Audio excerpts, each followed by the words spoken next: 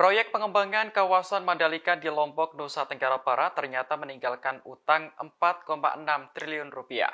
Besarnya jumlah utang membuat keuangan BUMN yang mengelola kawasan tersebut kesulitan untuk membayar. Pengembangan kawasan Mandalika termasuk arena sirkuit dilakukan oleh Indonesia Tourism Development Corporation atau ITDC. ITDC merupakan salah satu anak usaha BUMN PT Aviasi Pariwisata Indonesia atau Injourney. Dalam rapat bersama Komisi 6 DPR pada Kamis kemarin, Direktur Utama Injourney, Doni Oskaria mengungkap jumlah utang yang ditinggalkan dari proyek tersebut. Ia menjelaskan utang terbagi menjadi dua, yakni utang jangka pendek sebesar 1,2 triliun rupiah dan utang jangka panjang 3,4 triliun rupiah. Selain terbebani utang, perusahaan juga harus menanggung beban berat dari pengelolaan Mandalika, mulai dari beban bunga pinjaman, pemeliharaan, hingga penyusutan aset yang harus dicatat. Di hadapan anggota DPR, Doni mengakui bahwa ajang balap MotoGP yang digelar di Mandalika sukses menarik perhatian dunia. Namun di sisi lain, kegiatan itu justru membuat tekor perusahaan.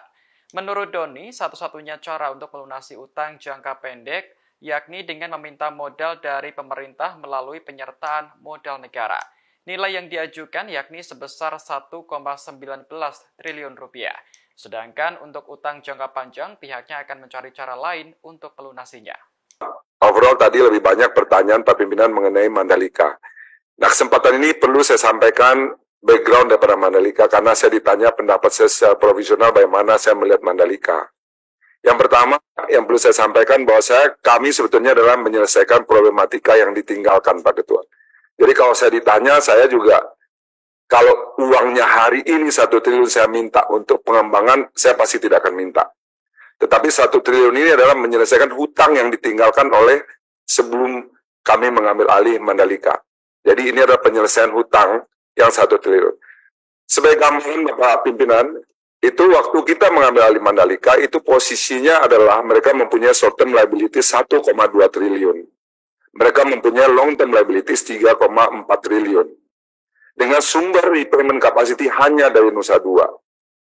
Terus terang saya tidak bisa menyelesaikan yang short term liabilities ini, di mana short term liabilities ini isi di dalamnya adalah pembangunan daripada grandstand dan juga VIP village sama kebutuhan modal kerja waktu penyelenggaraan event, yaitu 1,2 triliun. Karena itu penyelesaian ini harus dengan equity. Terima kasih sudah nonton, jangan lupa like, subscribe, dan share ya!